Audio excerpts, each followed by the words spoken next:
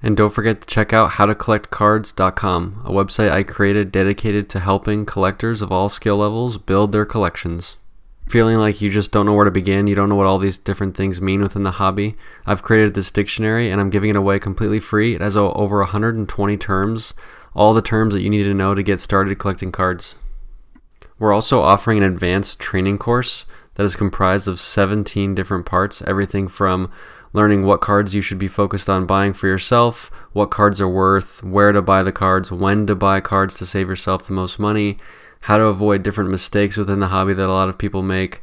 It's just got everything that you need to be successful collecting cards, so please check that out. We've also got a bunch of new bonus content, and any new content that I create for the training course gets added for free. So if you've bought the course already, you're going to get all that new content, and it's free for life. I'm going to keep adding stuff to it. There's always going to be new content helping everyone. So please check it out. It's really extensive. It's got tons of great information. I think it's going to bring a lot of value to a lot of people.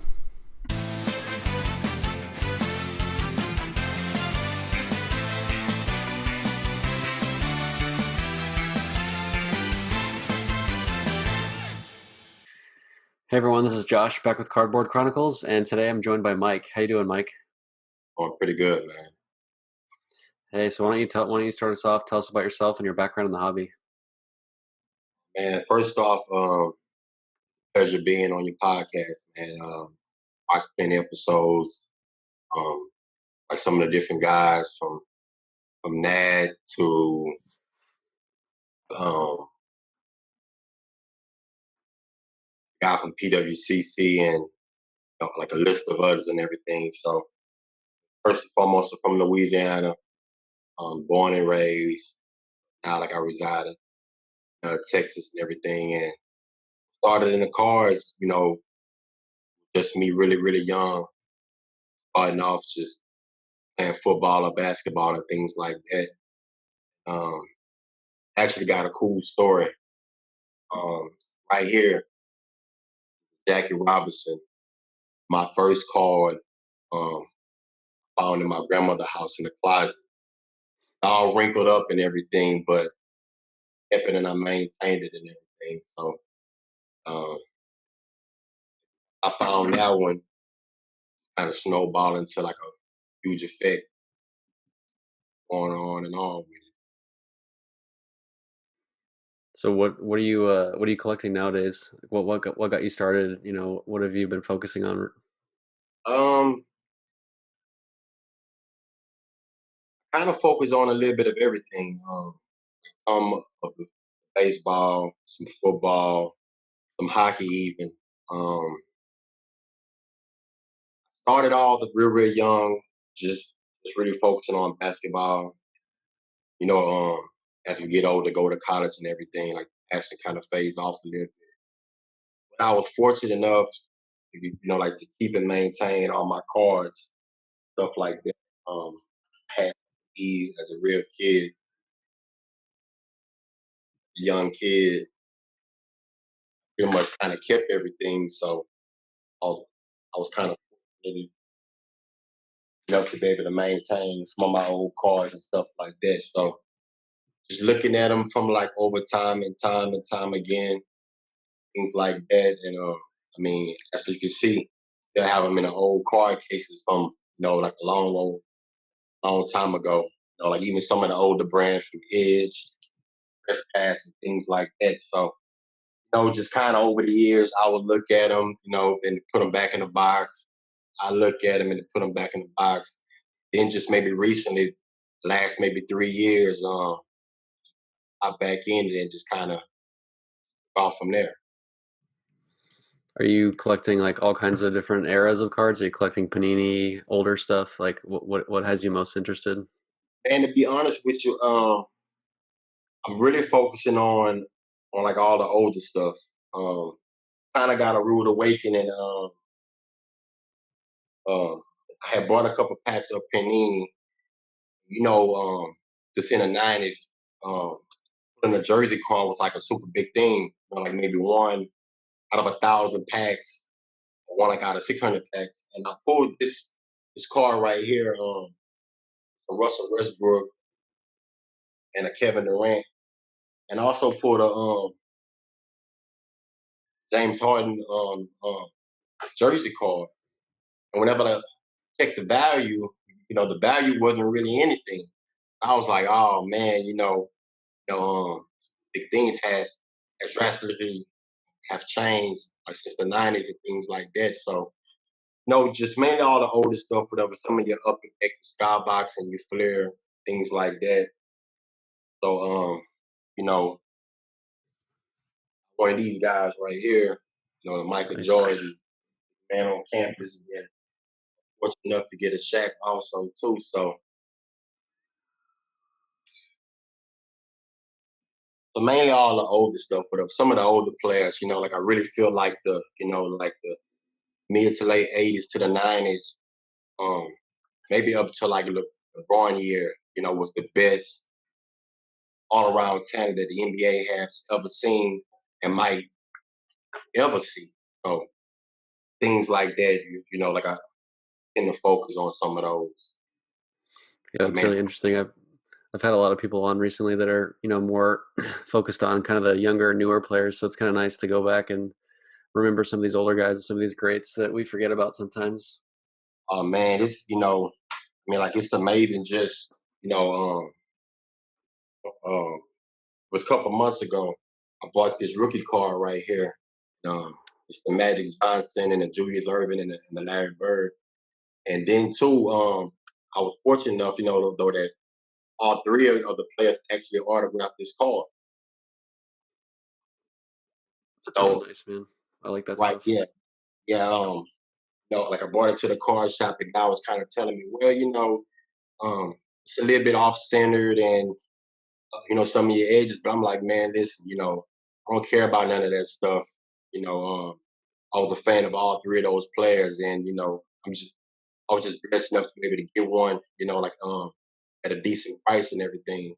All three of those players are the building blocks of the NBA. So Totally. So do you have a lot of graded cards in your collection? What do you feel about graded cards now that especially since you've come back and we didn't have that when we were kids, so it's pretty different now. man, it's crazy. I mean, because um, back then, the greatest stuff was kind of coming along, but now you got the autograph that's graded. And it's just crazy because I bought a Russell Westbrook and I thought like at the time frame was an awesome card, but then when I looked at it, like the autograph was only like a 7 or something. And, but just mind boggling how the game has completely really changed. Like to whereas in almost everything is like really great, but I still end up purchasing a bunch of cards that's like non-graded. I mean, here's like the Kobe's or whatever. Like I've been had these as a kid. Yeah. Um, What do you think of the whole Kobe thing? I haven't really discussed that with a guest yet. I'm interested to see what people think, especially people that have his cards. man, to be honest with you, I still don't believe it. Yeah. Like it's real tough because um, time frame of him really being drafted, I was kind of like a little bit kind of also really skeptical of him. Like because I was a huge Allen Iverson fan, but I always really paid attention to Kobe all the time, and I was able to pick up some of his stuff. Um, like last year, like his finest goal and his UD game jersey card, with like a gem mint 10 and everything. And a lot of my cards that I end up buying, kind of tricking myself into buying them because I throw out like a max bid.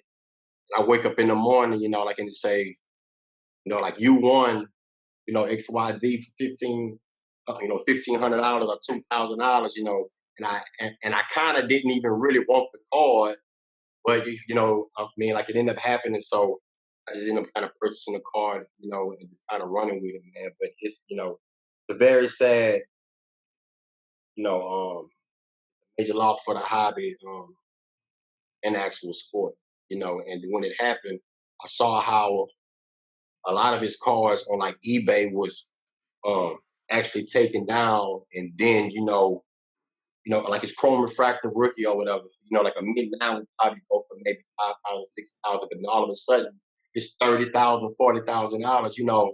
I'm like, come on, man. You know, everybody trying to make money, but like show some respect. Yeah, totally. Yeah, there was a big money grab after that happened, and it's sort of leveled off a little bit, but it was still sad to see some of that stuff. Um, what do you think about Panini? Just like the fact that they kind of have the monopoly, because it seems like you don't collect Panini for some reason. Is it something that bothers you about Panini, or you just kind of wish there was more diversity, or what do you think about that? Growing up, you know, I grew up in the era where we had like this, your Flair, your Skybox, you know, your classic, um, even Stadium Club. But now, it just seemed like, like Panini have the rights like to everything. And it's just, I mean, like you said, it's the lack of diversity, it's the lack of options, it's them, it's nobody else. So, and just, yeah, I'm just a fan like of the old stuff, whatever, I mean, I have one of my old binders I found.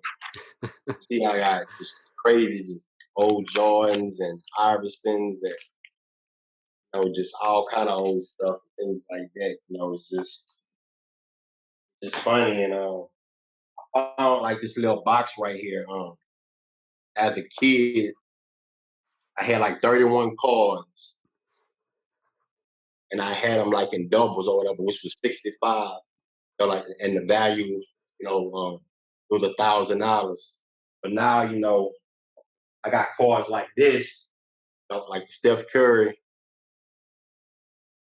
Auto 10, that's going for like, I don't know, $3,000, $2,500. So, just kind of crazy to go from, you know, having 40 cards that equal like 1,000 to having some that's even 5,000, even $10,000. So Yeah, what do you think about that? Like, it's kind of interesting once you cross that certain line of how much you're willing to spend. It's hard to find the top.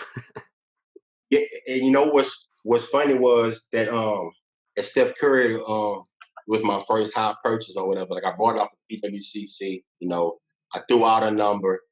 You know, and like as time is ticking down, I'm like, yeah, um, it's gonna be like somebody they're gonna come along, like and outbid me and like boom, you win. I'm like, God damn, I just spent $3,000 for a card, just walking around work. I'm like, man, I don't believe it. I don't believe it. But then and now, it's um I wouldn't even call it like on a regular basis, but I have some like some real good cards or whatever. Like for instance,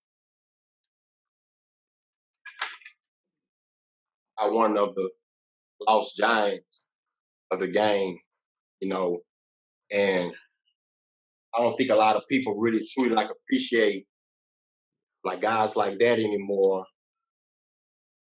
Um, like as in with the influx of shooting, on a perimeter game and things like that, all these guys are like the lost giants, and like, I don't really think the game will ever have anybody like your Wills or your Shaqs or your Bill Russells, or your Moses Malone or Elijah Wana players like that. So, you That's a know, great point.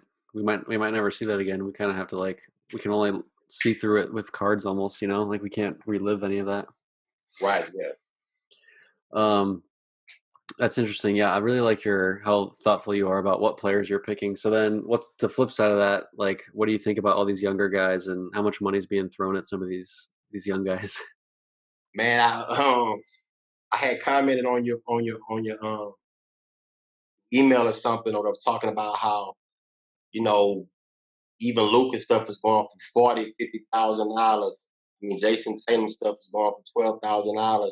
You know, and just think about it. You know, just one accident. Like away from like from a $40,000, $30,000 like investment to like to zero. Things like that happen all the time. Um, Prime example, like the youngest MVP all time, was Flash in a bottle. I love the card. I didn't buy it as for the actual value, but it just kind of shows you how you really ought to take your time. And to me, I try to look for the guys, like who's been around for maybe 8 to 10 years. His career is already kind of okay, like Kevin Durant, whatever. He's the first ballot Hall of Fame.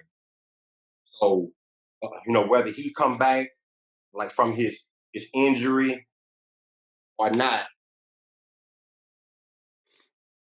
he's an automatic first ballot Hall of Fame. No matter what. Yeah, it's a Even good Carmelo strategy. That Anthony, Carmelo's super Carmelo's up undervalued there. right now. Yeah, So, biggest name.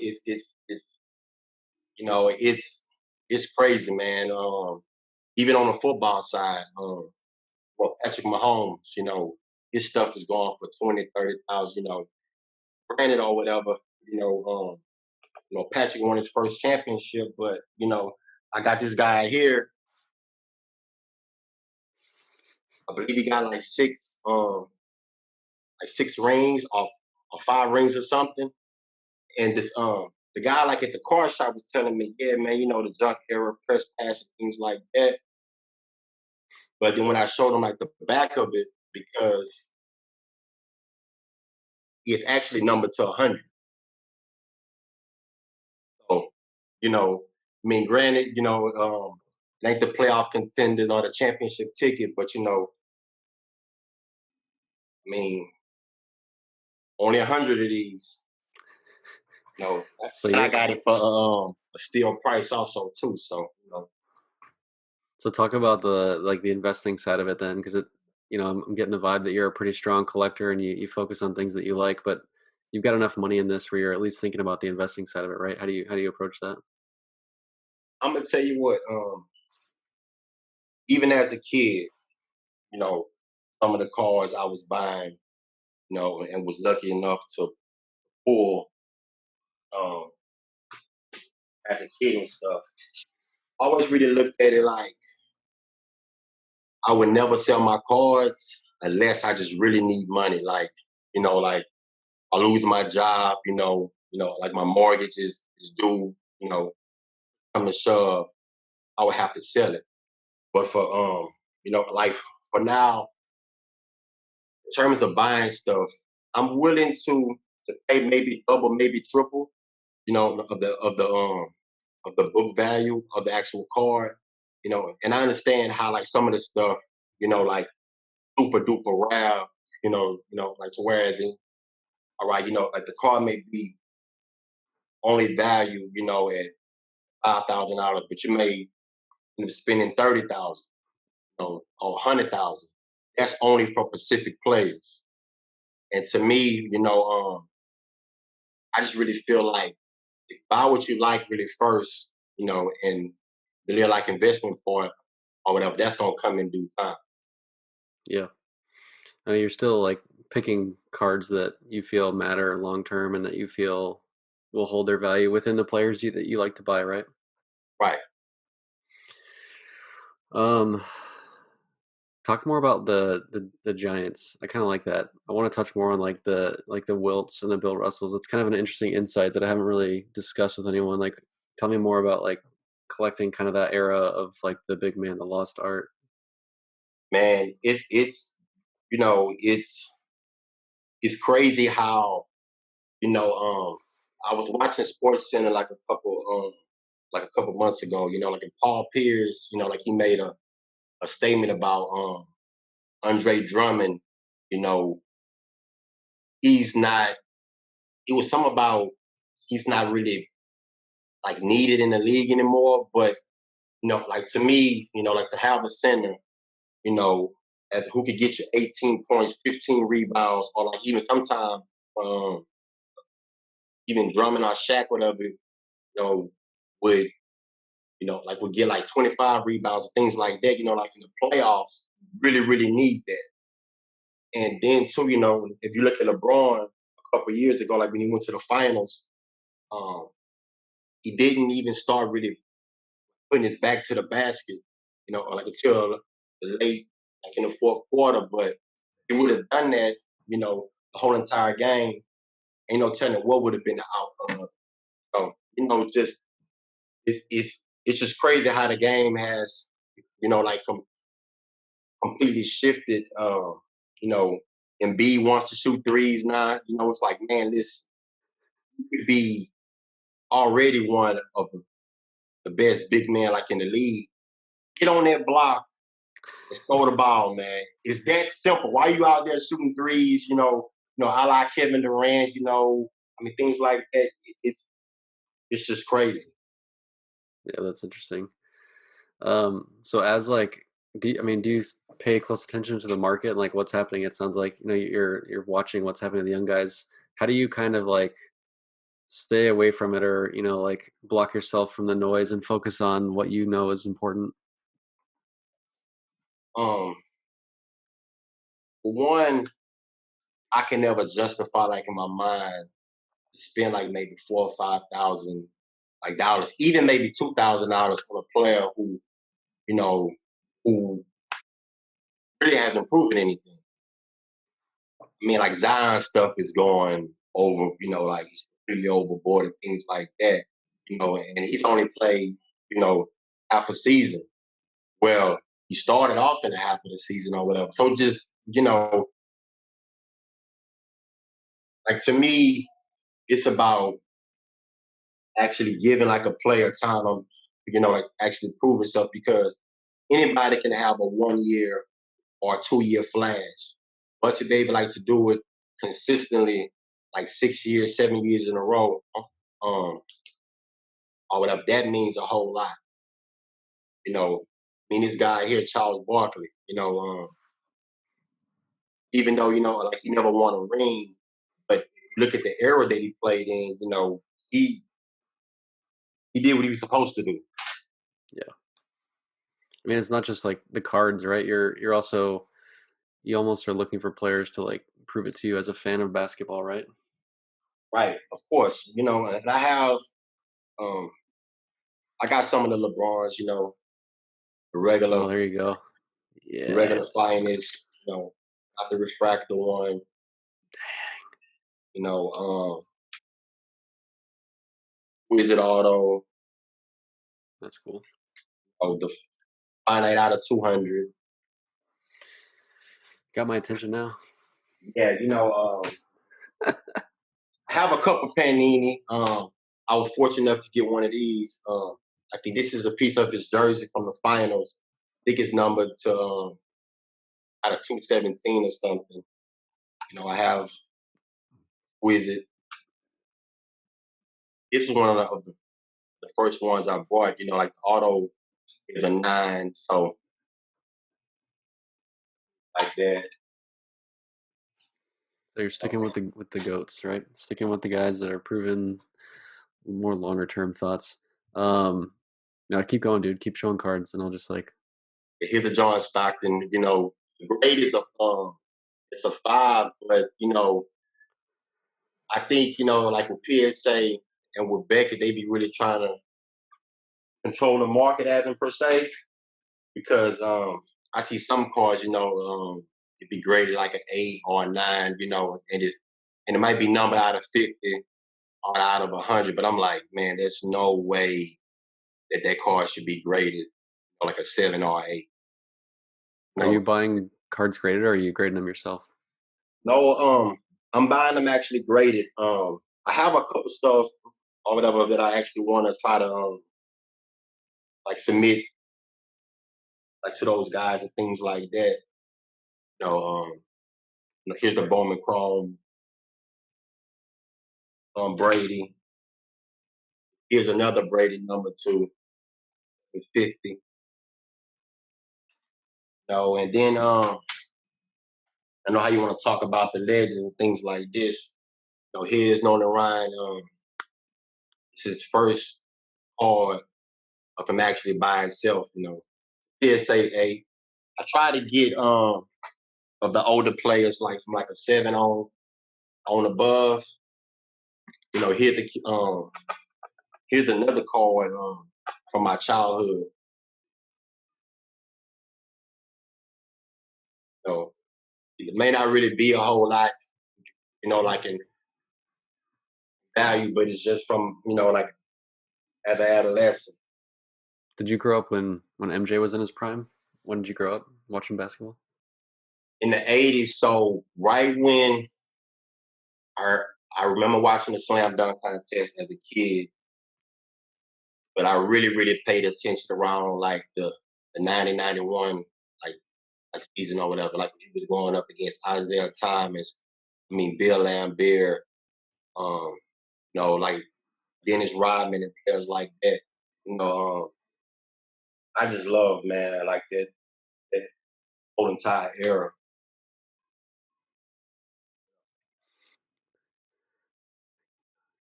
Um, I want to talk about social media. Do you have social media? What are you doing? What are you doing in the social media game? Anything? And to be honest with you, I don't even have that at all. I don't have an Instagram. I don't have a Facebook. I even contact your what's your guy Nat. Um I had I used a buddy of mine to message him, and to ask him whatever, what's the best way to get a good cause or whatever, um, without having big presence like on social media. He kind of said, well, man, it's the luck of the draw, like either eBay, or golden auctions, things like that. Just looking at some of the seller fees is just, like $2,000 off of a, um, $7,000 purchase, it's just crazy these days, man. So pretty much everything that I've brought it off of eBay. Yeah, I mean, pretty much everyone that I interview is like pretty heavily on Instagram or Facebook, so it's kind of nice to have someone that's like away from it, so I can get kind of a different perspective. Right, yeah. And I remember some of these, I poured some of these cards, like when I was in high school.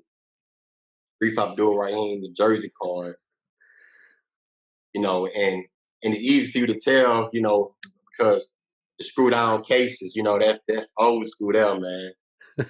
Here's another Mark Burnell. Those are so sick. Yeah, here's a Marcus Camby. That's Man, one you pulled. hmm?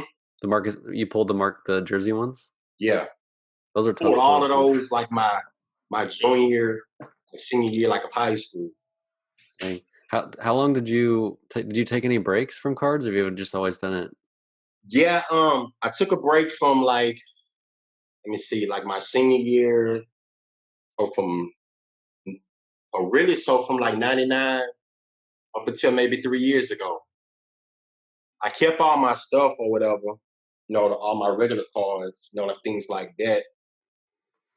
Here's your boy right here, Penny Hardaway, Yeah,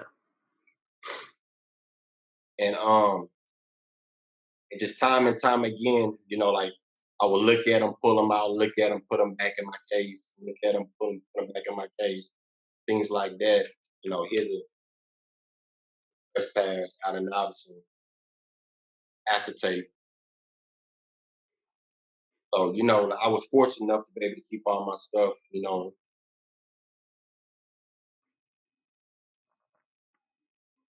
Here's a Kobe. nice. You seem like you're not afraid to have cards from the junk wax era. Can you talk about that? Like, it seems like you're just buying cards based on what you see, and you're not really worried about what era or what like value they have based on the era.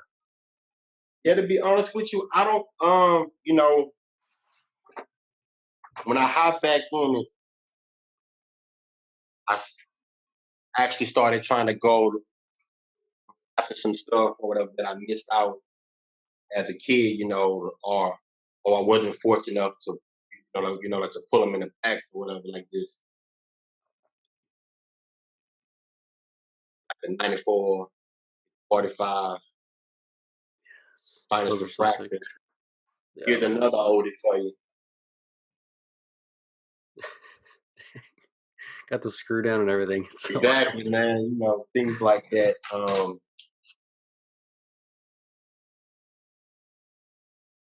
Is that This is the legacy? There you go. That's man, those are nice.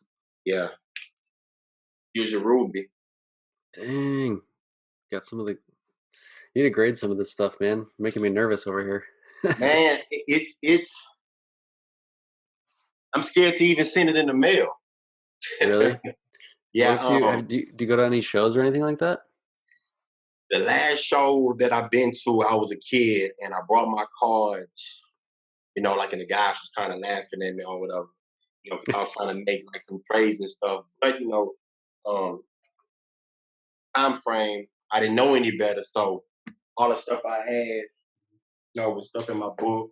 You know, when certain even Jordan cards, was only worth like maybe $4, $5, things like that. So, but now it's crazy because it seemed like almost every Jordan card, you know, depending on the actual grade, it can actually make $100, $200, off of Yeah. the stuff that was only like $5, Yeah. 20 years ago. So Are you selling any cards? Are you trying to sell anything to maybe fund new cards, or are you just kind of just keeping collecting and keep adding to the collection? and I've been fortunate enough, like to be able to have a pretty decent job, like to whereas haven't been able like to really have to sell anything. So really, I have a couple of them that I'm actually really trying to get, some milestone cards, like things like that. So I might be willing to trade some of the stuff or whatever, or like maybe even post some stuff to even sell. Um, Here's a real big one. What the? I'm just like I'm gonna keep talking just to keep you like showing more cards. It's so fun to just like because it's so that you said it earlier, but like the stuff that you're showing is so diverse. It's not like the same kind of stuff over and over. You're just like you're all over the place. Right. And you remember when I was talking to you, like I actually told you how, like I kind of watch you, like your shows, like things like that, like, and a lot of people kind of hang almost the same stuff, LeBron and Brady, Totally. I haven't had many Barry Nolan Sanders Ryan people. You know autographed what I mean? rookie Like card. just like it's just cool stuff. I'm really appreciate you coming on and like showing new stuff. This is good for everyone to kind of see that like it's not just the same silver prism crap over and over. You know what I mean? Right, yeah. And I got these bad boys, you know, um, it's not the basketball stuff, whatever, but um, I think maybe like within the next maybe 5 years, like the football MGs gonna really start to pick up. Uh, have you talked to Nat about some of the stuff? He loves that kind of stuff, obviously. Man, he out of all your guests, and he's like the greatest, like collector of all time. He got, from basketball to baseball, he has almost anything, that you can even like think about having, he has it already. Yeah, But I have a couple things I'm gonna show you that I know that he might not have, or he haven't showed you. So I'm gonna kind of save those for last. Or whatever. But I got a couple more other stuff or whatever. Here's a real good one. 1949 Jackie Robinson Bowman. It's number 7 or graded 7. So no, you got the vintage, man. You got it all. That's so awesome. yeah. Uh, you collect a lot of different stuff. Can you talk about like in your experience, what makes the value of that stuff go up? like what triggers some of these things to jump and go up in price? Because a lot of it, it's not controlled by players' performance because they're already retired. So, well, in your experience, like what makes values ebb and flow throughout the years? Um, I think the more like the actual player, like it's kind of like in the limelight. You know, it's a lot of great players or whatever who's way completely undervalued. Like um, Kim Olajuwon, he's one of the greatest centers of all time. And his, I mean, his rookie cards, like a gym minutes probably maybe $3,000, $4,000, which like to me completely horrible because you look at his peak, he outplayed Shaq, even though Shaq is young, but David Robinson, Karl Malone, like, he's an inside outside guy, he can shoot the free throw, hit jumpers, spin, block shots, and a two-time champion, and you never really hear like anybody really talk about him, um, and Karl Malone also. So, but then too, um, like guys like that, are not like broadcasting on games or whatever, or like or in the news for like good stuff or bad stuff or whatever. Like a lot of them like to do a lot of great things, like for their community, but just more so like um, it'd be under wraps. Yeah. So it's a little bit harder, right? Like I think that's kind of the reason people buy the young guys is they enjoy the waves of the ups and downs, and you just kind of like don't have to deal with any of that.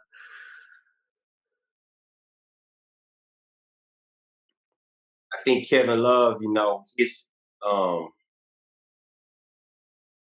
I think people really, like forget really how good he was in Minnesota.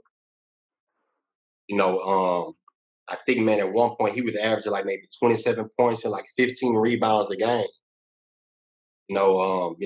Completely undervalued. And, and this guy right here, I think when he finally retire, like he should be, if not even top five, at least maybe top 10 running back of all time.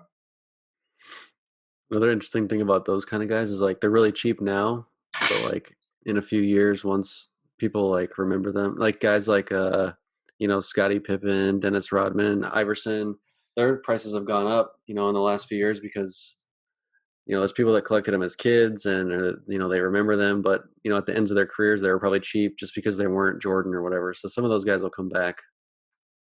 Yeah, yeah, and it kind of sucks. Um, like to kind of get wrapped up in that era because Michael Jordan or whatever, Joe Montana, Rice, all them guys, it wasn't so much, like to whereas it was hard to talk about anybody else. So, Yeah, but um,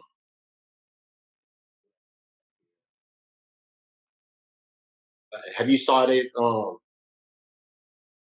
It's the Doc and Daryl 30 for 30. I have. Yeah, that's a good one. Man, just whirlwind of talent. Yeah, You know, this guy right here. Um, I see Jason Tatum written all over him. yeah. If you look at their games, so similar. Like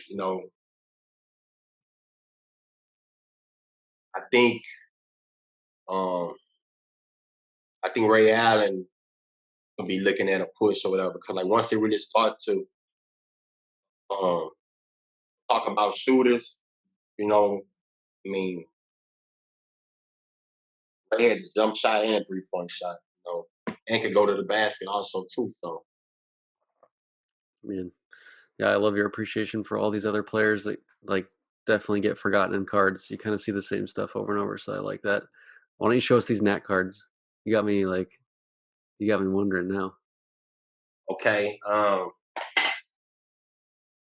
Now I have yet to really see like anybody even showed even one of these.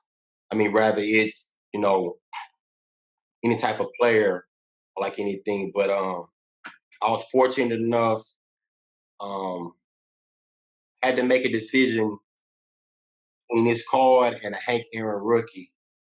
I chose this card here, and I love it. It was one of my old cards to actually get. Like I was fortunate enough to get it. So those are the like horizontal rare ultimate collection parallels to 25 with the jersey patch. Right? Yeah. Um, and to show you how old the the grading is on it. On the back part, they got the autograph at a 10 at the bottom. So yeah, so I mean that's one of them. Um, here's the grand finale right here. I don't even think I've only seen it listed on it one time. Um, and I should have brought the other one, but I didn't.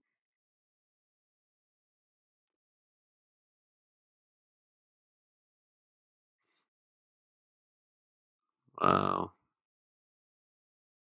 Look at all those guys.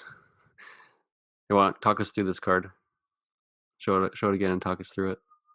So man, I mean this is the UD Black. Um, it's the signature 9, and it's only 4 of these.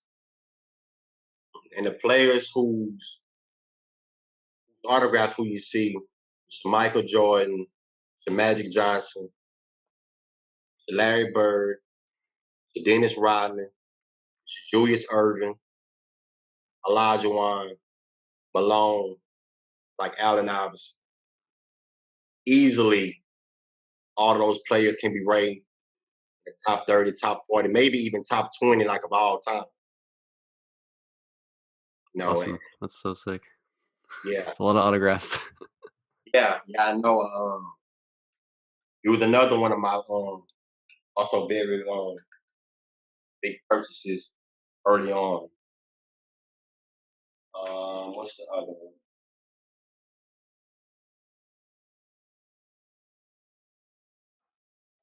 Connor McDavid.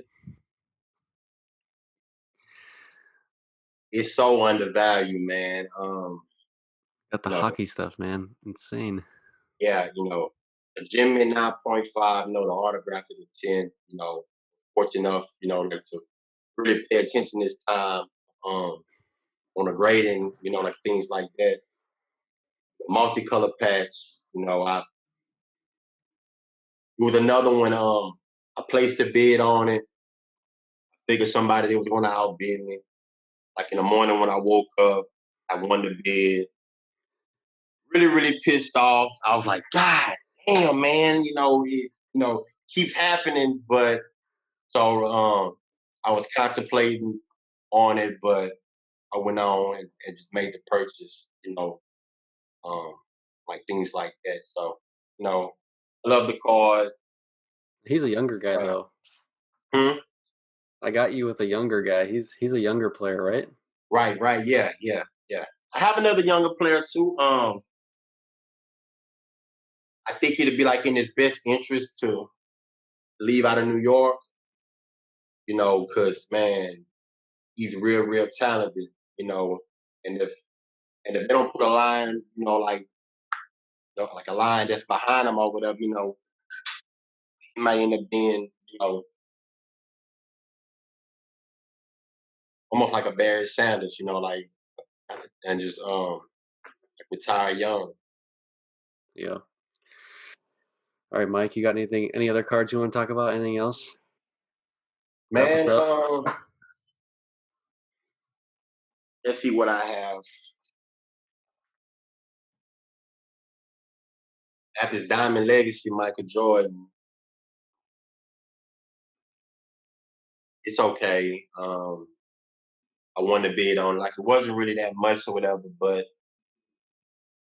I just kind of had to have it. Um, let's see what else we have.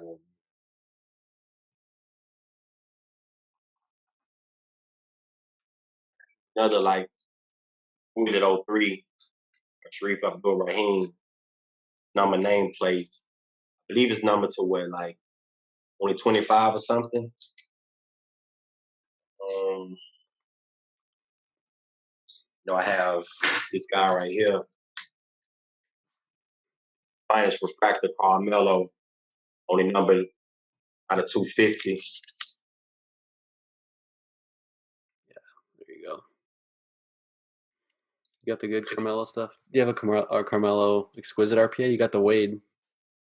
Yeah, no, I saw it and I should have brought it, but then I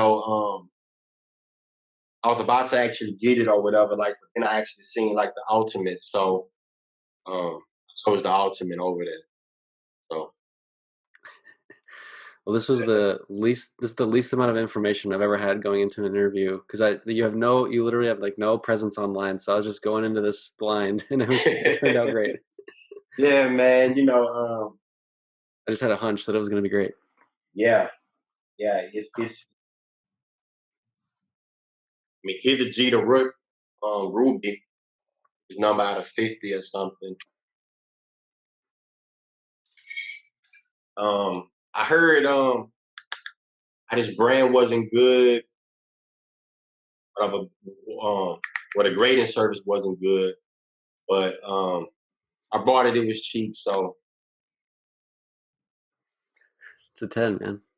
right, yeah. So I mean, even if I was to maybe try to like submit it to PSA and they gave me a 7 or 6 or something, hey, I mean, not really in for it, like for the actual value. I mean, love of the player, love of cards, things like that. What we got here? Dominique. Really, really undervalued. He kind of more so. That's who Zion really kind of like remind me of a little bit. Like as far as in physique wise, like an explosiveness. I mean, like they say LeBron and things like that, but to me, he's not even close there, man. He's not even He's got to close. prove it to you for the next few years, right? These young guys. Yeah, well, if I had to pick anybody young, I really, really like Jason Tatum. Yeah. If game is smooth, he don't never really look like he rushing or he forcing anything. I like Luca game also too, but you know, his stuff is just going like bananas, man. It's just crazy for the prices. For me, I like quality, but you know, drop maybe $6,000 on the, like on a Luca cracked ice. Like to me, I could take that $6,000, you know, buy like a PSA 9 Jordan rookie, or just take the $6,000, and go buy, Patrick Ewing rookie, you know, and Isaiah Thomas rookie, you know, I can get a little bit more for my money, you know, on the older guys, and versus dropping $8,000, $7,000, on a guy who's only been in the league. Yeah. Man, I really like that. I really like the thoughtfulness you have with that. There's so much out there in cards, and there's older cards and different players, and people are kind of only focused on like which young guy should I buy, but you're thinking all the way back in sports, which is awesome. I like that. I'm gonna tell you one of my little it's a trick, it's a theory that I have been looking at actually doing things like that. I'm really gonna try to focus on the older players. I mean, like this guy right here. He's easily might be top 3 big baseball player, like of all time. You know, and and he's older now. So and I hate to really say it, but like the cards really peak, right? Peak, the rookie year, the mid year, and then like retirement, and then like after that. If you go back, like if you look at some of Kareem Abdul-Jabbar rookie cards, like a PSA 9, I think I might have seen it sold for like maybe 30,000, 40,000 or something. So I mean, he's the all-time leading scorer. He might have like maybe 6 rings or something. A unicorn. Only one move. Like the hook shot that ain't nobody could ever stop. Same move. So just like me, for as like an investment standpoint, all the older players, who are of age now, like to me, it'd be a good thing. Yeah, that's a great little tip. We'll end it with that, Mike. I again really appreciate this. This was a really interesting take, and I'm really excited to have something different on. So thanks for providing something diverse. Yeah, no problem, man. All right, man. Thanks. All right.